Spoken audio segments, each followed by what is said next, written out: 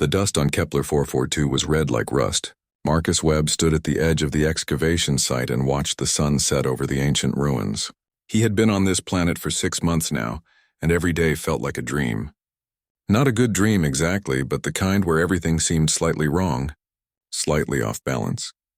Marcus was 34 years old and had spent most of his adult life studying dead languages and ancient mathematics. He knew more about Babylonian counting systems than most people knew about their own families. He could read hieroglyphics and decode medieval ciphers. But here, on this remote planet, surrounded by some of the smartest beings in the galaxy, he felt like a child who had wandered into a room full of adults. The Galactic Archaeological Consortium was impressive in every way. There were over 100 researchers from a dozen different alien species, each bringing technology and knowledge that made human science look primitive. They had quantum computers that could process information faster than thought.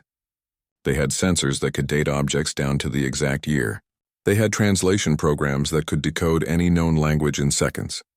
And yet Marcus thought they were missing something. He could feel it in his bones, though he had no proof. Not yet. The ruins they were excavating belonged to a civilization called the Precursors. No one knew much about them except that they had lived here at least 50,000 years ago, and had disappeared completely. No bodies, no ships, no clues about where they went or why they left. Just empty buildings buried deep underground, filled with strange symbols and silent machines. Professor Velthar was the leader of the expedition. He was a chronar, which meant he looked like a walking crystal sculpture about 8 feet tall. His species had perfect memory and could process logic faster than any computer. When Velthar looked at you with his multifaceted eyes, you felt like he was reading every thought in your head and finding most of them boring. Marcus tried not to let it bother him. He was here to do a job, and he was good at his job, even if nobody seemed to notice. The only other human on the senior research team was Lena Foster, an astrophysicist who specialized in ancient star charts. She was 31, brilliant, and had a way of making complex ideas sound simple. Marcus liked working with her because she never made him feel stupid, which was more than he could say for most of the alien researchers. On this particular evening, Marcus and Lena were walking back to the main camp when they heard the commotion. Scientists were gathering near the central dig site, their voices excited and urgent. Something had been found. Marcus hurried over, his heart beating faster. Discoveries were rare. Most days were spent carefully brushing dust off rocks and taking measurements. But when something new was found, it sent a jolt of electricity through the whole team. A sealed chamber had been uncovered deep below the main structure. The door was still intact, marked with symbols that glowed faintly in the dim light. Kix, the Metherian materials expert, was already taking readings. Kix looked like a large insect, about 3 feet tall with delicate limbs and compound eyes. Their species communicated through scent, which meant they wore a translator device that turned smells into words. The translator buzzed with excitement as Kix reported the findings.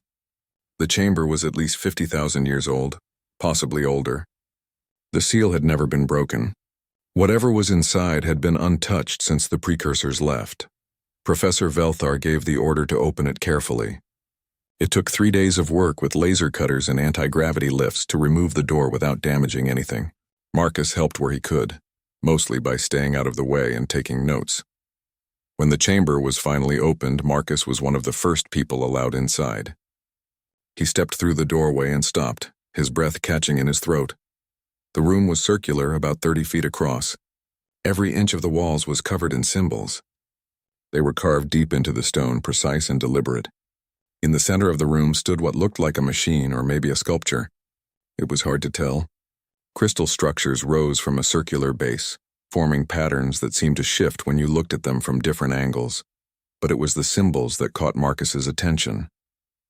They were unlike anything in the database of known precursor writing. Geometric shapes, lines, dots arranged in clusters. Some symbols repeated over and over. Others appeared only once or twice. The research team spent the next week analyzing everything. High-resolution scans were made of every surface. The central device was examined with every sensor available. Samples were taken, measurements recorded, theories proposed and debated. Marcus watched it all with growing frustration. The symbols bothered him. There was something familiar about them, something that nagged at the edge of his mind. But every time he tried to pin down the thought, it slipped away. The consortium's quantum computers analyzed the symbols for patterns. They compared them to every known language, every known writing system. They looked for grammatical structures, for syntax, for any hint of meaning. After 5 days, Professor Velthar called a meeting. His crystalline face showed no emotion, but Marcus had learned to read the subtle color shifts that indicated mood. Right now, Velthar looked disappointed. The professor announced his conclusion. The symbols were decorative, possibly religious in nature, maybe ceremonial. They showed no linguistic structure, no grammatical patterns, no semantic meaning. The computer analysis had found nothing but random repetition.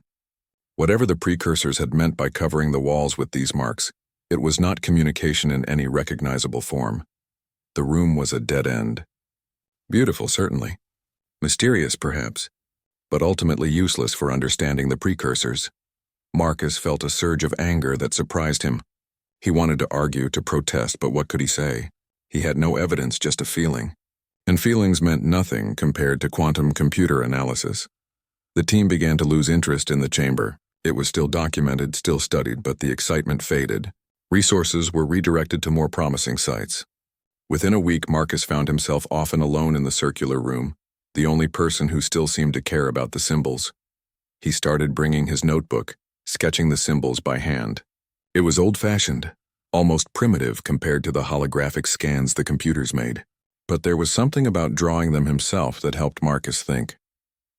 One evening, about 2 weeks after the chamber was opened, Marcus sat on the floor with his back against the wall.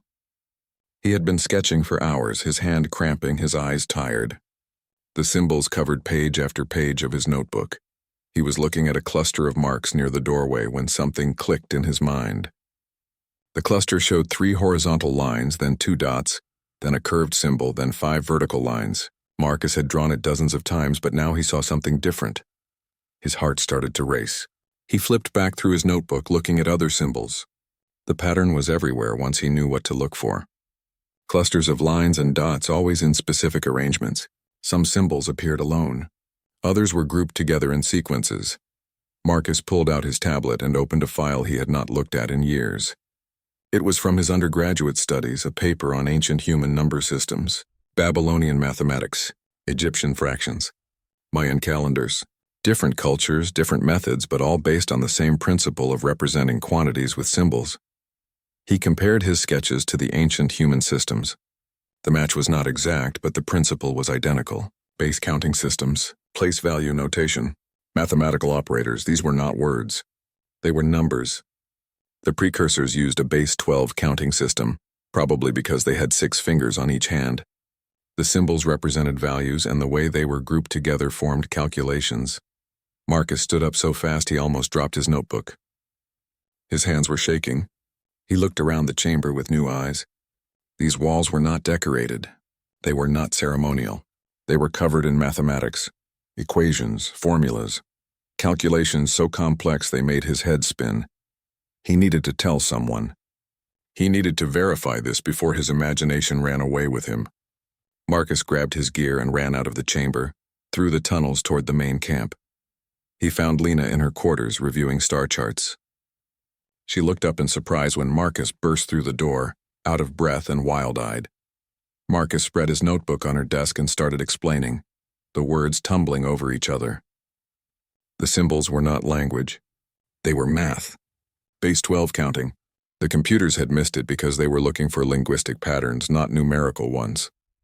Lena listened, her expression shifting from confusion to interest to excitement. She started pulling up her own data, cross-referencing the symbols with mathematical patterns. Her fingers flew across her tablet. After an hour of work, Lena sat back and looked at Marcus with wide eyes. He was right. The symbols showed clear mathematical structure when analyzed as numbers instead of letters. She found sequences that looked like astronomical calculations, like the kind used to predict planetary orbits. They needed to present this to Professor Velthar immediately. This changed everything. If the precursors had left mathematical records, Marcus could not let it go. For 3 days after the disastrous meeting, he went through the motions of his regular work. He cataloged artifacts, helped with dating samples, attended briefings, But his mind was always in the circular chamber, thinking about the symbols. Every night after the main camp went quiet, Marcus returned to the chamber. He brought his notebook, his tablet, and a portable light. He would sit on the cold floor and sketch, calculate, think. The symbols were numbers. He knew it in his bones, but knowing was not enough. He needed proof that would convince even Professor Velthar. Lena joined him on the fourth night. She brought her own equipment and a thermos of coffee. Together they began the slow, careful work of documentation. They photographed every symbol, every sequence, every cluster. They measured spacing, looked for patterns, searched for any kind of organizing principle. The work was tedious. Marcus would identify a symbol, assign it a tentative numerical value based on its similarity to ancient human counting systems. Then Lena would test that value against other sequences, looking for mathematical consistency.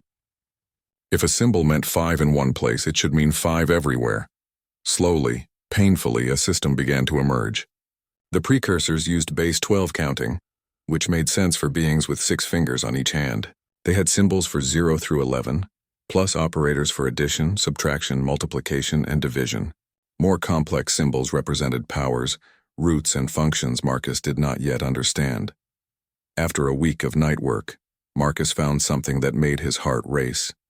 A sequence near the ceiling repeated throughout the chamber. When he translated it using his symbol key, it produced a number that went on and on without repeating. A mathematical constant like pi, but different. More complex. Lena ran the number through her astrophysics models. Her hands started shaking. The constant appeared in equations describing orbital mechanics. It showed up in calculations about gravitational forces. The precursors had discovered a fundamental property of the universe and calculated it to hundreds of decimal places. Marcus and Lena looked at each other across the dim chamber. This was it. This was the proof they needed. But it was just the beginning. Over the next week, they found more. Equations describing energy transfer, formulas for calculating stellar distances, mathematical models of particle behavior. The walls were not random decorations. They were a library, a textbook, a record of scientific knowledge preserved in the universal language of mathematics. One wall contained something particularly interesting. Lena was the one who decoded it first. The symbols described a method for manipulating gravitational fields, creating pockets of altered space-time. When she worked through the math, she realized what she was looking at. A faster-than-light travel system. Not theoretical, not speculative, a complete working design with specific measurements and energy requirements. Another section showed energy generation techniques that made current fusion reactors look like campfires. The math was elegant, precise, and far beyond anything the Galactic Consortium currently understood. Marcus felt a mix of excitement and fear. They had stumbled onto something incredible, but they also had to convince people who had already dismissed them as wrong. Professor Velthar would not be happy about being proven incorrect by a junior human researcher. After 2 weeks of night work, Marcus and Lena had enough evidence. They prepared a comprehensive presentation with examples, translations, and mathematical proofs. They requested another meeting with the senior staff. This time they were given 20 minutes. Marcus suspected it was only because Lena had been persistent in her requests. Professor Velthar clearly considered it a waste of time, but he could not ignore one of his astrophysics specialists forever. The presentation was held in the main conference room. Professor Velthar arrived 10 minutes late, his crystalline body showing colors that Marcus had learned meant impatience. Kix was there, along with arbitrator Kess and a few other senior researchers. Most of the seats remained empty. Marcus began with the basics. He explained how he had recognized the symbols as base 12 numerical notation. He showed the translation key he had developed, demonstrating how each symbol corresponded to a specific value. He kept his voice steady, his presentation methodical. Facts, not theories. Evidence, not speculation. Then Lena took over. She showed the mathematical constant they had discovered, proving it appeared consistently throughout the chamber. She demonstrated how it related to known physical laws. She presented the faster-than-light travel equations, walking through the mathematics step by step. The room had gone very quiet. Professor Velthar was no longer showing impatience colors. Instead, his crystalline surface pulsed with light, which Marcus knew meant intense concentration. Kix had stopped releasing scent altogether, their translator silent. Arbitrator Kess leaned forward in her seat, her reptilian eyes fixed on the holographic display showing the travel equations. Her tail, which usually moved in slow, relaxed patterns, had gone completely still. Marcus finished the presentation by showing one more thing. A sequence of symbols that, when translated as coordinates, pointed to a specific location in space, a star system in a neighboring galaxy. The precision was remarkable, giving exact stellar coordinates that could guide a ship across millions of light years. When they finished, no one spoke for a long moment. Then Professor Velthar stood up. His voice, usually so cool and dismissive, was different now, careful, thoughtful. He wanted 48 hours to verify the findings independently. He would assign a team to check every translation, every calculation, every claim. If Marcus and Lena were correct, this would be the most significant archaeological discovery in galactic history. If they were wrong, they would face serious professional consequences for wasting consortium resources. Marcus agreed immediately. He welcomed the scrutiny. He wanted to be proven right, but more than that, he wanted the truth to be known. The next 2 days were torture. Marcus tried to work, but he could not concentrate. He kept imagining what would happen if Velthar found an error in his translations. The embarrassment would be total. He would probably be sent home, his career in xenoarchaeology over before it really began. Lena seemed more confident. She had checked the math a dozen times. The translations were solid. The patterns were real. But even she seemed nervous as the 48-hour deadline approached. On the morning of the third day, Marcus was summoned to the main conference room. This time, the room was packed. Every senior researcher was there. Even people from other dig sites had been called in. Whatever Velthar had found, it was important enough to gather the entire leadership. Professor Velthar stood at the front of the room. His crystalline body glowed with colors Marcus had never seen before. He waited for everyone to settle, then began speaking. The consortium's quantum computers had been reprogrammed to analyze the chamber symbols as mathematical notation instead of linguistic patterns. The results were verified by 3 independent teams. Marcus Webb had been correct. Not partially correct, not approximately correct, completely, entirely, undeniably correct. The symbols were numbers. The precursors had used base 12 counting. The chamber walls contained mathematical proofs, engineering specifications, astronomical data, and scientific theorems. The faster-than-light travel equations were legitimate and, according to the engineering team, theoretically functional. The energy generation formulas were revolutionary. The stellar coordinates pointed to a real location that had been confirmed by long-range telescopes. Velthar paused, and Marcus could see the admission was difficult for him. The professor had dismissed Marcus's theory without proper consideration. He had allowed his own assumptions about computer superiority to blind him to possibilities. It was, Velthar said carefully, an error in judgment that would not be repeated. Then Velthar did something that surprised everyone in the room. He walked over to Marcus, looked down at the young human with his multifaceted eyes and bowed. It was a Chronar gesture of respect, rarely given and deeply meaningful. The room erupted in excited conversation. Questions flew from every direction. How much could they translate? What other technologies might be hidden in the symbols? Were there more chambers like this at other precursor sites? Arbitrator Kess stood up, her voice cutting through the noise. She wanted to know the military applications immediately. The travel technology, the energy systems, the defensive capabilities that might be described in the mathematical texts. The Galactic Council needed to be informed at once. Professor Velthar raised a crystalline hand for silence. There would be time for all of that. Right now, they needed to reorganize the entire expedition. Marcus Webb would be appointed lead translator for all precursor mathematical texts. Dr. Lena Foster would coordinate the astrophysics applications. Every precursor site across known space would need to be re-examined with this new understanding. The meeting lasted for hours. Plans were made, resources allocated, teams assigned. Marcus found himself at the center of it all, answering questions, explaining his methods, walking people through the translation key. It was overwhelming. Just 2 weeks ago, he had been a junior researcher whose theories were laughed at.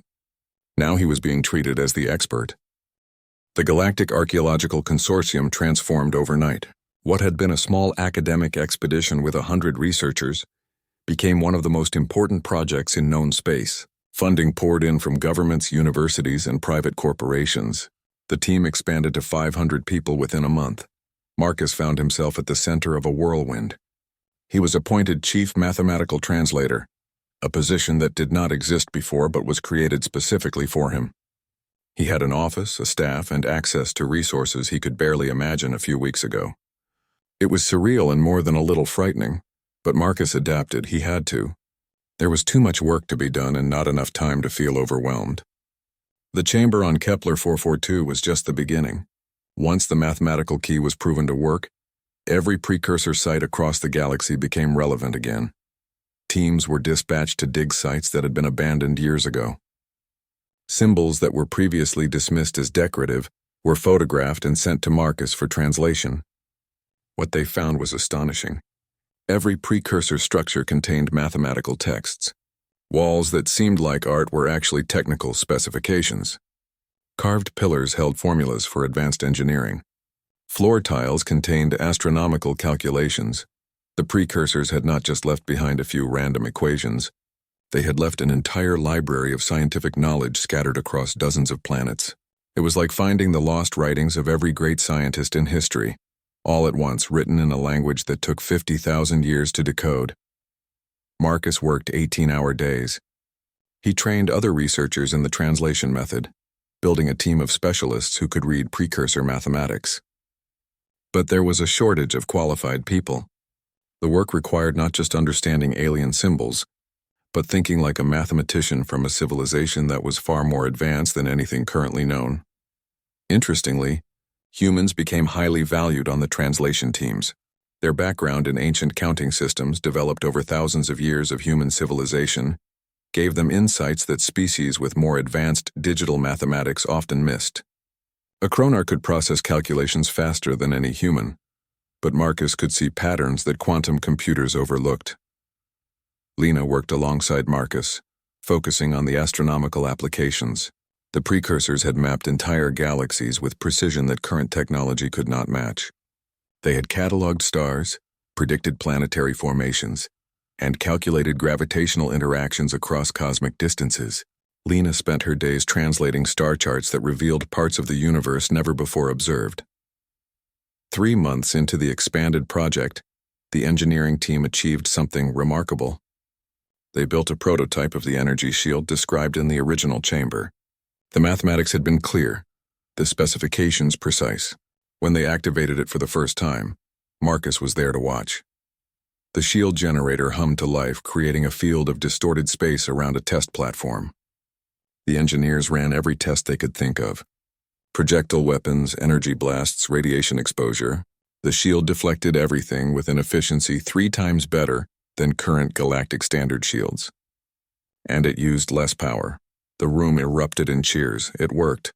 A 50,000-year-old design, translated from mathematical symbols by a human archaeologist, worked perfectly on the first try. The implications were staggering, but the success also raised uncomfortable questions. If the precursors were this advanced, why did they disappear? What could destroy a civilization that understood the universe at such a fundamental level? And were their secrets safe to use? Or did they come with dangers that current galactic civilization was not prepared to face? Marcus started noticing something odd in his translations. Among the technical specifications and scientific formulas, there were occasional sequences that did not fit. They looked like numbers arranged in the same mathematical notation, but they did not form equations. They formed something else. He spent weeks trying to decode these strange sequences. They appeared in multiple locations, always separate from the main technical texts, always marked with a particular symbol that Marcus came to think of as a warning sign. Finally, he cracked it. The sequences were not pure mathematics. They were a hybrid of numerical notation and linguistic structure, numbers being used as words. It was clever, elegant, and harder to translate than anything Marcus had encountered before. When he finished translating the first complete sequence, Marcus sat back in his chair and stared at the words on his screen. His hands felt cold. The message read, "To those who follow the equations we leave are gifts. The final chamber is a test. Prove you understand before you proceed. The power we achieved brought us to the edge of extinction. Learn from our mistakes. Marcus read it 3 times, making sure he had translated correctly. Then he called Lena. She came to his office immediately, saw his expression, and closed the door behind her. They discussed what to do. The message mentioned a final chamber, something they had not found yet. It also warned about the power the precursors had achieved. The edge of extinction. Those were not casual words. Marcus wanted to tell Professor Velthar immediately. But Lena urged caution. The military was already very interested in precursor technology. Arbitrator Kess had been pushing for faster translation of anything related to weapons or defense systems. If they revealed a warning about dangerous power, would it be heeded or ignored? In the end, Marcus decided honesty was the only option. He prepared a full report on the warning message and requested a meeting with the consortium leadership. The meeting was scheduled for the following day. That night, Marcus could not sleep. He kept thinking about the precursors. What had they done? What power had they achieved that brought them to the edge of extinction? And why had they left their knowledge behind for others to find? The meeting the next morning was tense. Marcus presented his translation of the warning message. He explained how the precursors had encoded it using mathematical notation, how it appeared in multiple locations, how it specifically mentioned a final chamber that had not been discovered. Professor Velthar listened carefully, his crystalline body pulsing with thoughtful colors. Kix released sense that the translator interpreted as concern and curiosity, but Arbitrator Kess had a different reaction. She stood up, her reptilian eyes fixed on Marcus. The warning was interesting, she said, but warnings were often left by civilizations trying to keep their knowledge from competitors. The precursors disappeared. Their warnings had not saved them. Why should current civilization treat their caution as gospel? What mattered, Kess continued, was the final chamber. If it contained more advanced technology, it needed to be found and secured. The Galactic Council had invested heavily in this project. They expected results, not ancient ghost stories about extinction. Marcus felt his anger rising. This was not a ghost story. The precursors had been real. Their warning was deliberately placed and carefully encoded. Ignoring it seemed like the height of arrogance. Professor Velthar intervened before the argument could escalate. Both perspectives were valid, he said. They should certainly search for the final chamber, but they should also proceed with caution, taking the warning seriously. The precursors had been far more advanced than current civilization. Their concerns deserved respect. A compromise was reached. Marcus and Lena would lead the search for the final chamber, using clues from the warning messages. Meanwhile, translation work would continue on the technical texts already discovered. When the final chamber was found, the consortium leadership would decide how to proceed based on what they learned. Marcus spent the next month searching for clues. He translated every warning message he could find, looking for hints about the final chamber's location. The messages were cryptic, written in the numerical language that was harder to decode than straight mathematics. But slowly, a picture emerged. The final chamber was on Kepler 442, the same planet where Marcus had made his original discovery. It was deeper than any excavation had gone, buried far below the surface. The warning said it could only be opened by someone who truly understood the precursor mathematics, not just translated it, but comprehended it. Lena used the astronomical data to narrow down the location. The precursors had encoded coordinates in their warning messages, pointing to a specific spot beneath the original chamber. It would require drilling almost a mile down through solid rock. The excavation began immediately. Heavy equipment was brought in, along with safety teams and structural engineers. It took 6 weeks of constant work to reach the depth indicated by the coordinates. When they finally broke through, they found a corridor. Unlike the chambers above, this one showed no signs of age or decay. The walls were smooth, almost metallic, with a faint glow that provided its own light. And at the end of the corridor stood a door. The door was covered in mathematical symbols, not decorations, not labels. Equations. Complex, intricate equations that covered every surface. Marcus approached carefully, his heart pounding. This was it. The final chamber. Everything the precursors had warned about was behind this door. He studied the symbols for hours. They were not just a lock in the traditional sense. They were a test. Each equation had to be solved in. The chamber was smaller than Marcus expected. After all the warnings, all the buildup, he thought it would be grand and overwhelming. Instead, it was intimate, almost peaceful. The circular room was perhaps 20 feet across, with smooth walls that glowed with soft light. In the center stood a single pedestal made of the same material as the walls. Hovering above it was a crystalline device, rotating slowly in midair with no visible means of support. It pulsed with internal light, alive in a way that defied explanation. This thing had been waiting here for 50,000 years, and it was still active. Marcus stood at the doorway, afraid to enter.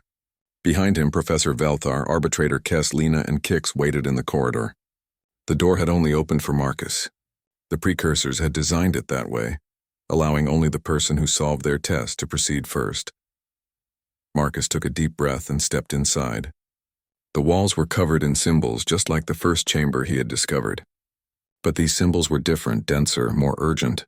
He could read them now, after months of translation work, and what they said made his blood run cold. The walls told a story. The precursors had been a thriving civilization spanning hundreds of star systems. They had achieved levels of technology that seemed like magic. They could manipulate gravity, fold space, generate energy from the fabric of reality itself. They had extended their lifespans, enhanced their minds, created wonders beyond imagination, and then they developed weapons. Not just guns or bombs, but weapons that could destroy stars. Technology that could tear holes in space-time. Machines that could rewrite the laws of physics in localized areas. Power so absolute it made gods look weak. The mathematics on the walls described these weapons in detail. Marcus read equations for stellar collapse, formulas for dimensional rupture, calculations for reality manipulation. Each one was more terrifying than the last, but the walls also told of what came after. The precursors had fractured into factions. Philosophical differences became political divisions. Political divisions became war, and when a civilization has the power to destroy stars, war becomes apocalypse. The final conflict lasted only 3 days. 3 days of weapons that should never have been built, wielded by beings who had forgotten wisdom in their pursuit of power. Entire star systems were destroyed. Billions died in the opening hours. The precursor civilization, which had existed for 10,000 years, collapsed in less than a week. The survivors, what few remained, gathered their knowledge. They debated what to do with it. Some wanted to destroy everything, to erase all trace of their civilization's achievements. Others argued for preservation but with safeguards. In the end, they built these chambers. They encoded their knowledge in mathematics, the universal language that would survive across time. They left the beneficial technologies openly available, hoping that future civilizations would find them and prosper. But the dangerous knowledge, the weapons, and reality-altering technologies, they locked away behind tests of wisdom. Marcus turned to the crystalline device on the pedestal. He understood now what it contained. Everything. Every secret the precursors had discovered. Every technology they had developed. The good and the terrible, all stored in a format that would last forever. He approached the pedestal carefully. As he got closer, the device responded, projecting holographic symbols into the air, an interface waiting for input. The precursors had left instructions on the walls for how to access the data. Marcus turned to the doorway. The others were watching intently. He explained what he had learned from the walls, the history of the precursors, their rise and fall, the purpose of this chamber. When he finished, silence filled the corridor. Professor Velthar was the first to speak. His crystalline body showed colors of deep sadness and understanding. He had suspected something like this. No civilization disappeared completely without reason. The precursors had destroyed themselves, leaving only their mathematics as a monument and a warning. Arbitrator Kess pushed forward. She wanted to secure the device immediately. The Galactic Council needed access to this technology, needed to evaluate it properly. Leaving it here, or worse, making decisions without proper authority, would be unacceptable. Lena disagreed. The precursors had designed this chamber specifically to prevent exactly what Kess was proposing. Military control of technology that could destroy civilizations. The test at the door was meant to select someone who understood the danger, who had the wisdom to make difficult choices. Arguments erupted. Kess insisted on her authority as Galactic Council representative. Velthar urged caution and careful study. Kix released sense of anxiety and confusion. The debate grew heated, voices echoing in the ancient corridor. Marcus stood silent, watching them argue.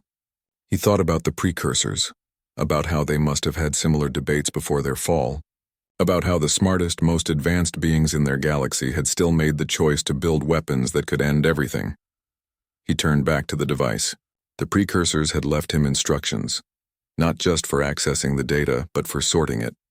The crystalline storage was organized into categories: medical technology, energy generation, transportation, material science, and separated from all of that, isolated in its own section, were the weapons. The interface offered options: extract all data, extract selected categories, or activate the device's final protocol, a self-destruct sequence that would destroy the dangerous knowledge while preserving the beneficial technologies. Marcus realized with a shock that the precursors had known this moment would come. They had built in the option for whoever passed their test to make the final choice. Trust future civilizations with everything, or protect them from their own worst impulses. The argument behind him continued. Kes was threatening official sanctions. Velthar was trying to mediate. Lena was defending the importance of ethical considerations. They were all smart, all well-intentioned, but they could not agree. And that, Marcus realized, was exactly the problem. If the greatest minds in current galactic civilization could not agree on something this important, how could they be trusted with weapons that could destroy stars? He made his decision quickly before doubt could stop him. His hands moved across the holographic interface, inputting commands in the precursor mathematical language. The device responded immediately. Data began extracting into portable storage crystals that materialized from the pedestal.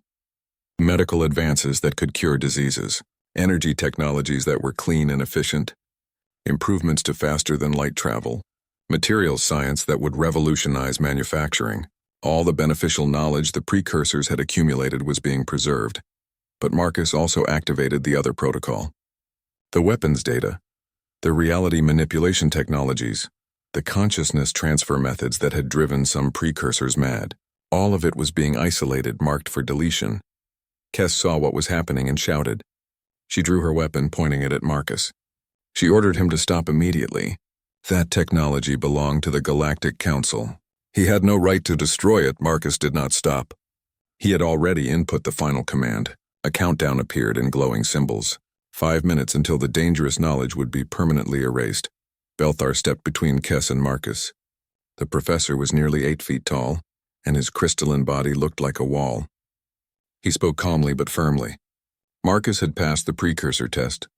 He had earned the right to make this choice. Interfering now would dishonor everything the expedition represented. Kes argued furiously. This was theft, sabotage. Marcus was destroying knowledge that could defend the galaxy against unknown threats. What if there were enemies out there who needed to be stopped? What if this technology was the only thing that could save them? Marcus finally spoke, his voice quiet but steady. The precursors had asked the same questions. They had justified every weapon they built with the same arguments: defense, deterrence, protection against potential threats, and it had led them to extinction. Sometimes, Marcus said, the bravest choice was not to take power when it was offered. The precursors had left this test knowing some would fail it, would be unable to resist the temptation of ultimate weapons. But they had hoped across 50,000 years of silence that someone would have the wisdom to choose differently. The countdown continued. 3 minutes. The beneficial technologies were fully extracted now, stored in crystals that Lena was carefully collecting. The weapon data remained in the main device, awaiting deletion. Kes lowered her weapon, but her eyes were hard. She told Marcus he would answer for this. The Galactic Council would not forget. There would be consequences. Marcus nodded. He expected nothing less, but he would rather face judgment from his own civilization than repeat the mistakes of the precursors. 1 minute. Kix released a scent that the translator interpreted as approval mixed with sadness. Velthar's colors showed acceptance and perhaps pride. Lena stood beside Marcus, her hand on his shoulder in silent support. The countdown reached 0. The crystalline device flared with brilliant light, so bright everyone had to look away. When the light faded, the device was dark and inert. The dangerous knowledge was gone, erased from the universe. Marcus felt a wave of exhaustion wash over him. It was done. The tribunal convened on the Galactic Council's main station 3 months after the incident in the final chamber. Marcus stood before representatives from every major civilization, alone at a podium in a room that could hold thousands. The gallery was packed with spectators, journalists, and academics. Everyone wanted to see what would happen to the human who had destroyed knowledge that might have advanced civilization by centuries. Arbitrator Kess led the prosecution. She was methodical and relentless, presenting her case with cold precision. Marcus Webb had sabotaged a galactic heritage site. He had destroyed data that belonged to all civilizations, not just one individual. He had acted alone without authority, making decisions that affected the entire galaxy. His actions constituted theft, destruction of property, and criminal negligence. The evidence was damning. Security recordings showed Marcus activating the deletion sequence. His own notes documented his decision-making process. There was no question about what he had done. The only question was whether it was a crime or something else. The defense was led by Professor Velthar, who had retired from the consortium to represent Marcus personally. The Kronar scholar argued that the precursors had designed their final chamber with this exact scenario in mind. They had built a test that selected for wisdom over ambition. Marcus had passed that test and earned the right to access the chamber. The options presented to him, including the deletion sequence, were put there by the precursors themselves. More importantly, Velthar continued, Marcus had acted to prevent the very catastrophe that destroyed the precursors. A civilization that understood mathematics at such an advanced level had still fallen to war. Their weapons had been so powerful that 3 days of conflict erased 10,000 years of achievement. Was current galactic civilization really so much wiser that it could be trusted with those same weapons? The tribunal debated for weeks. Legal scholars argued about precedent and authority. Ethicists discussed the responsibility of knowledge. Military advisors warned about potential threats from unknown enemies. Historians pointed to the precursor collapse as evidence that some technologies were too dangerous to preserve. Marcus sat through it all, listening to people debate his fate in languages he needed translators to understand. He had prepared himself for prison, for exile, for whatever punishment the tribunal decided. What he had not prepared for was becoming a symbol. Half the galaxy saw him as a hero who had saved civilization from itself. The other half saw him as a criminal who had stolen their future. When it came time for Marcus to speak, the room fell silent. He walked to the podium without notes, without prepared remarks. He simply told the truth. He explained how he had felt standing in that chamber, surrounded by warnings written in mathematics. He described the equations for weapons that could destroy stars, for technology that could tear holes in reality. He talked about the precursors who had been smart enough to build anything they could imagine, but not wise enough to know what not to build. Marcus admitted he might be wrong. Maybe current civilization was more mature than the precursors. Maybe the weapons could have been secured safely. Maybe he had destroyed knowledge that would have been used only for defense, but he could not take that chance. Not when the cost of being wrong was extinction. The precursors had left him a choice, he said. Take all the power they offered, or preserve only what could help without destroying. He had chosen preservation. He would make the same choice again, even knowing the consequences. When Marcus finished speaking, he returned to his seat and waited for judgment. The tribunal deliberated for 3 more days. The vote was split with no clear consensus. Finally, they announced their decision. Marcus Webb was found not guilty of criminal charges. The tribunal acknowledged that he had acted within the parameters set by the precursors themselves. However, he was permanently banned from all future precursor excavation sites. He would also be required to share all his knowledge about the mathematical translation methods, ensuring that the work could continue without him. It was a compromise that satisfied no one completely, but was acceptable to most. Marcus accepted the judgment without protest. He signed over his research notes, trained other translators in his methods, and prepared to return to Earth. Before he left, Professor Velthar invited Marcus to his quarters for a private conversation. The old Kronar scholar looked different now, his crystalline body showing colors that Marcus had learned indicated age and fatigue. Velthar was stepping back from active research entirely, he explained. The incident had made him think deeply about his own choices and assumptions. Then Velthar told Marcus something he had never shared publicly. Millennia ago, When the Kronar first developed quantum computing, they had nearly destroyed themselves in a civil war. The conflict had been over who should control the technology, who could be trusted with such power. A single Kronar scientist had made a choice similar to Marcus's, destroying weapon applications while preserving beneficial uses. The Kronar government had classified that incident, erasing it from public history. But Velthar remembered. It was part of why he had defended Marcus, why he understood the weight of such a decision. Wisdom, he said, was often indistinguishable from sacrifice. Marcus returned to Earth carrying that knowledge like a precious gift. He was not alone. Others had faced similar choices, made similar sacrifices. The path of wisdom was well worn, even if each traveler felt they walked it for the first time. He took a teaching position at the University of California, the same institution where he had studied ancient mathematics as an undergraduate. The irony was not lost on him. He had gone to the stars and back only to end up where he started. But teaching turned out to be exactly what Marcus needed. He wrote a book about his experiences titled The Language of Numbers: What the Precursors Taught Us About Ourselves. It became required reading in xenoarchaeology programs across the galaxy. Students from dozens of species came to Earth specifically to study with him. The technologies Marcus had preserved changed galactic civilization in profound ways. The energy shield design saved thousands of lives in accidents and conflicts. Medical advances cured diseases that had plagued species for millennia. Improvements to faster-than-light travel opened new regions of space for exploration. Manufacturing techniques revolutionized production while reducing environmental damage. More importantly, the incident sparked a galaxy-wide conversation about the ethics of technology. New protocols were established for archaeological discoveries. Review boards were created to evaluate technologies before deployment.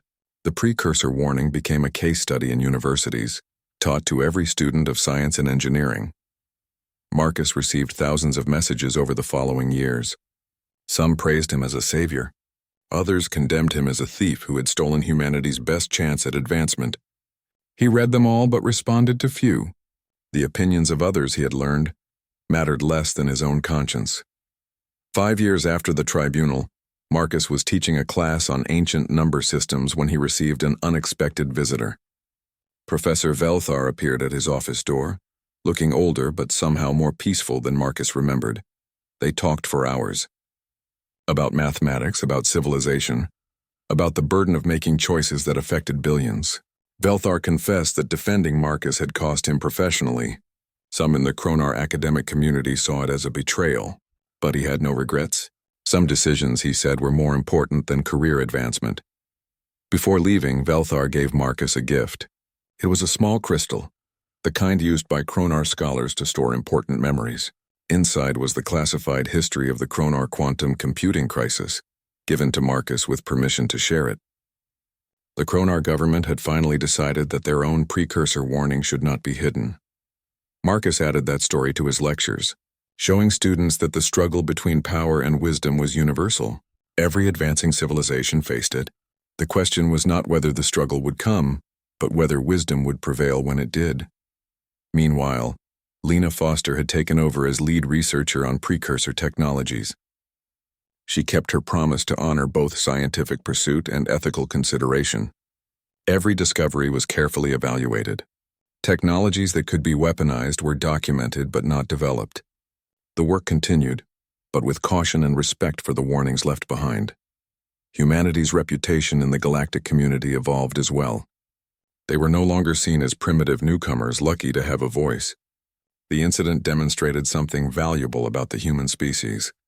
Their long history of surviving near-extinction events had given them a particular wisdom about unchecked technological advancement. Other species began specifically recruiting humans for technology assessment teams.